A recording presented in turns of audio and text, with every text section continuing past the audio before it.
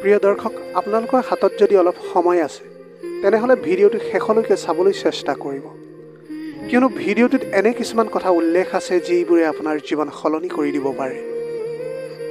জীৱনত সপোন তাক লৈ দেখা উচিত যিয়ে মাথো সপোন নেদেখাই বাস্তৱলৈ ৰূপায়ণ কৰে, কিন্তু এনেকুৱা কাকোৱে লৈ সপোন দেখা উচিত নহয় যিয়ে সপোন দেখাই সুযোগ বুজি নিজেই হেৰাই যায়।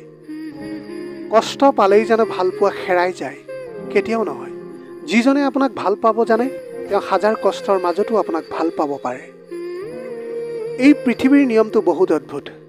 যেতিয়া আপুনি প্ৰিয় মানুহটিক গুৰুত্ব দিবলৈ আৰম্ভ কৰিব তেতিয়া তেখেতে আপোনাক অৱহেলা কৰিবলৈ আৰম্ভ কৰিব।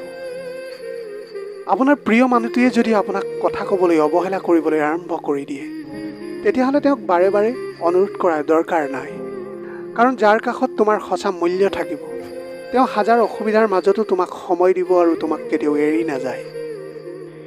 এই পৃথিৱীত তুমি টকাৰে সকলো কিনিব পাৰিবা, কিন্তু মানসিক সুখ কোনোদিনেই কিনিব নোৱাৰিবা।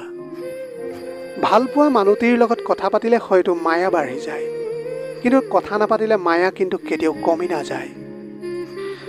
মানুহ যেতিয়া লাহে লাহে ডাঙৰ হৈ আহে তেতিয়া বুজিব পাৰে যে সকলোৰে মাজত থকাতকৈ অকলে থকাই বেছি ভাল, কাৰণ সৰুকালত বন্ধু বান্ধৱীসকলে বিনা স্বাৰ্থত কথা পাতিছিল আৰু এতিয়া সেই বন্ধু বান্ধৱীসকলে স্বাৰ্থ নহ'লে কথাই নাপাতে। ৯৯% ল'ৰাৰ ভাল পোৱাৰ ক্ষেত্ৰত এটা ঘটনাই ঘটি থাকে তেওঁৰ জীৱনত, এটাই আফচোচ থাকি যায়, যাক মনৰ পৰা ভাল পালোঁ শেষত তাকেই নাপালোঁ। মানুহৰ লগত ভদ্ৰ ব্যৱহাৰ কৰা উচিত, কিন্তু বেছি ভদ্ৰ ব্যৱহাৰ কৰা একেবাৰে উচিত নহয়, কাৰণ ভদ্ৰ ভাষা আকৌ সকলোৱে বুজি নাপায়। মানুহে প্ৰিয় মানুহৰ চেহেৰাৰ মায়াতকৈ কথাৰ মায়াত বেছি আকৃষ্ট হয়, কিয়নো চেহেৰাৰ মায়া এদিন পাহৰিব পাৰিব, কিন্তু কথাৰ মায়া সহজে কেতিয়াও পাহৰিব নোৱাৰে। আপোনাৰ ভৰিটো নিভিজাকৈ হয়তো নদীখন আপুনি পাৰ হ'ব পাৰিব, কিন্তু আপোনাৰ চকু নিভিজাকৈ জীৱনটো পাৰ কৰা কিন্তু অসম্ভৱ। কষ্টই মানুহক নকন্দুৱাই, কষ্টই মানুহক নীৰৱ কৰি ৰাখে। কন্দুৱাইটো সুখে, যি আহে অলপ সময়ৰ বাবে আৰু নিমিষতে গুচি যায়। যেতিয়া আপুনি প্ৰিয় মানুহটিক অতিৰিক্ত গুৰুত্ব দিব তেতিয়া তেওঁ তোমাক অৱহেলা কৰিব, আৰু যেতিয়া গুৰুত্ব দিয়া কমাই দিব তেতিয়া ক'ব তুমি সেই আগৰ দৰে নাই, এতিয়া যেন স্বাৰ্থপৰ হৈ গৈছা। যেতিয়া কোনো মানুহ কাৰোবাৰ বাবে কান্দে সেইটো হ'ল তেওঁৰ আৱেগ, আৰু যেতিয়া কোনোবাই কাৰোবাক ইচ্ছা কৰি কন্দুৱায় সেইটো হ'ল প্ৰতাৰণা, আৰু যেতিয়া কোনোবাই কাৰোবাক কন্দুৱাই নিজেও কান্দে সেয়া হ'ল মনৰ পৰা পোৱা ভাল পোৱা। জীৱনত কাৰোবাক পাবলৈ নাকান্দিবা। যাৰ কাৰণে তুমি কান্দিবা সি কেতিয়াও তোমাৰ নহ'ব, আৰু যি তোমাৰ হ'ব তেওঁ কেতিয়াও তোমাক কান্দিবলৈ নিদিয়ে। অতিৰিক্ত কথাত মুখ নষ্ট হয়, বেছি মৰমত সন্তান নষ্ট হয়, অতি লোভত জীৱন নষ্ট হয়, আৰু বেছি নিমখত তৰকাৰীখন নষ্ট হয়। আপুনি আপোনাৰ প্ৰিয় মানুহটিৰ কাষত কিমান গুৰুত্বপূৰ্ণ কেনেকৈ জানিব? যেতিয়া চাব আপোনাৰ প্ৰিয় মানুহটিয়ে আপোনাক বহুত যত্ন লৈছে, আপোনাৰ সুখত তেওঁ সুখী হৈছে, আপুনি জীৱনত উন্নতি কৰিলে তেওঁ কেতিয়াও হিংসা নকৰে, তেতিয়া ভাবিব তেওঁ আপোনাক বহুত ভাল পায়। এটা সুখে মানুহক বাৰে বাৰে হহুৱাব নোৱাৰে, কিন্তু এটা দুখে মানুহক গোটেই জীৱন কন্দুৱাব পাৰে। যিজনে তোমাক সঁচাকৈ ভাল পাব তেওঁ কেতিয়াও তোমাৰ বেয়া সময়ত আঁতৰি নাযাব। তেওঁ তোমাৰ বেয়া সময়ত কাষত থাকিব আৰু তোমাৰ ভঙা মনক জোৰা লগাবলৈ সহায় কৰিব। তোমাৰ আশে পাশে বহুত মানুহ আছে, তোমাক বেয়াকৈ ভাবিব, তোমাক নিন্দা কৰিব, সেই বুলি তুমি মনত একো নাভাবিবা।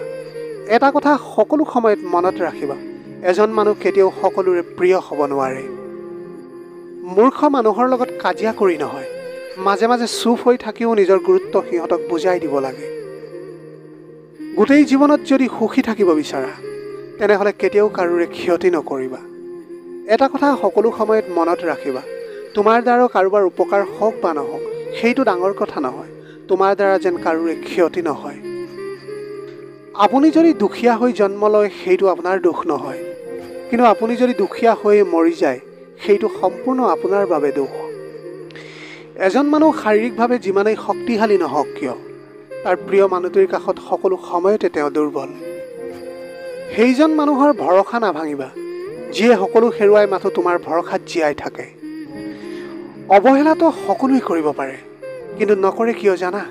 তাৰ প্ৰিয় মানুহটিৰ কষ্ট হ'ব ভাবি। কাৰণ অৱহেলিত মানুহটিয়ে যেতিয়া কষ্ট দিব আৰম্ভ কৰিব তেতিয়া সহ্য কৰিব নোৱাৰিব। কোনোদিন প্ৰেম নকৰোঁ বুলি প্ৰতিজ্ঞা কৰাবোৰেই এদিন গভীৰভাৱে প্ৰেমত পৰি যায়।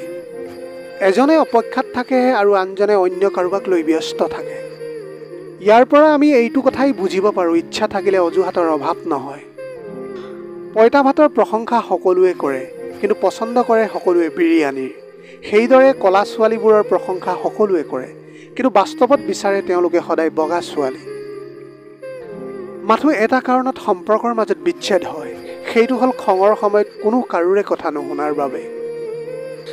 যেতিয়া স্বামী আৰু স্ত্ৰীৰ মাজত কাজিয়া হয়, তেতিয়া চাব এজনে মুখ বন্ধ ৰাখিব, চাব সম্পৰ্ক গোটেই জীৱন থাকিব। পৰিৱৰ্তন প্ৰতিশোধতকৈ মূল্যৱান। জীৱনটো সেই মানুহটিৰ লগত কটোৱা উচিত, যিয়ে ৰূপৰ সৌন্দৰ্যতকৈ মনৰ সৌন্দৰ্যত বেছি প্ৰাধান্য দিয়ে। সকলো সময়ত হাঁহি ধেমালিত থকা মানুহটিৰ এটা ডাঙৰ সমস্যা হৈছে ইহঁতৰ মন বেয়াৰ কাৰণ কোনেও বুজিব নোখোজে।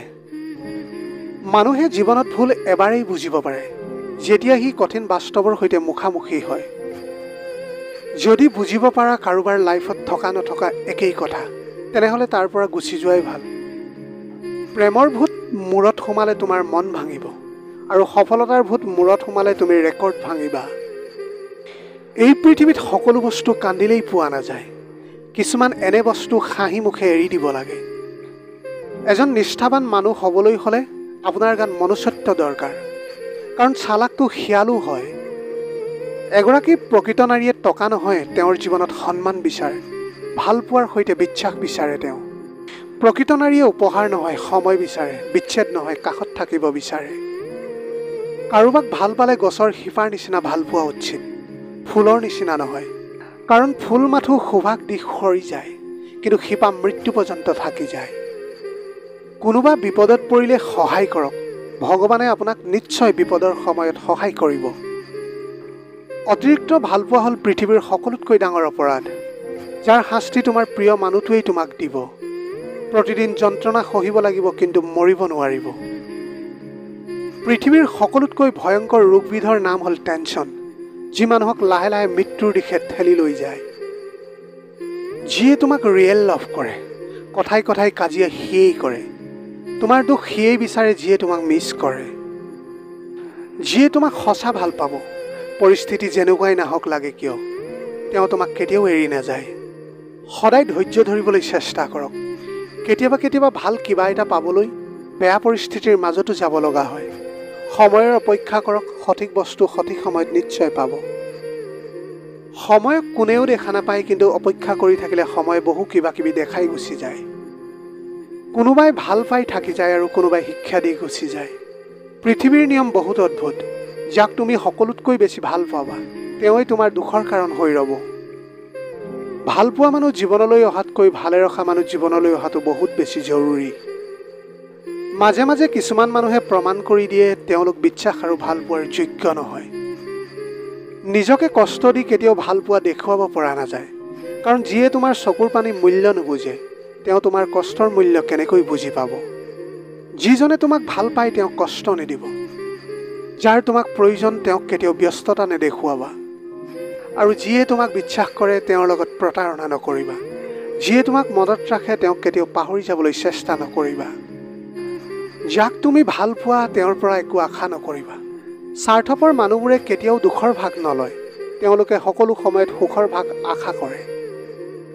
যিয়ে আঘাত দিয়ে তেওঁ পাহৰি যায় ঠিকেই, কিন্তু যিয়ে আঘাত পায় তেওঁ শত চেষ্টা কৰিও পাহৰিব নোৱাৰে। সময় সকলোৰে আহে, বিশ্বাস নহ'লে নিজৰ মোবাইলটোলৈকে চোৱা। যি মোবাইল এদিন স্কুলত এলাউ নাছিল, আজি সেই মোবাইলে স্কুল চলাইছে। ভুল কৰিবলৈ সময় নালাগে, কিন্তু সেই ভুল শুধৰাবলৈ বহু সময় গোটেই জীৱনো কম পৰি যায়।